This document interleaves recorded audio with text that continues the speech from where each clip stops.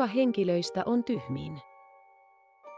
Pystytkö kertomaan, kuka näistä 4 henkilöstä on tyhmin? Onko se henkilö 1, 2, 3 vai 4? Katso kuvaa tarkasti, sillä vain tarkkasilmäisimmät ja fiksut ihmiset pystyvät ratkaisemaan tämän alle 10 sekuntiin. Kommentoi vastauksesi ennen kuin aika loppuu.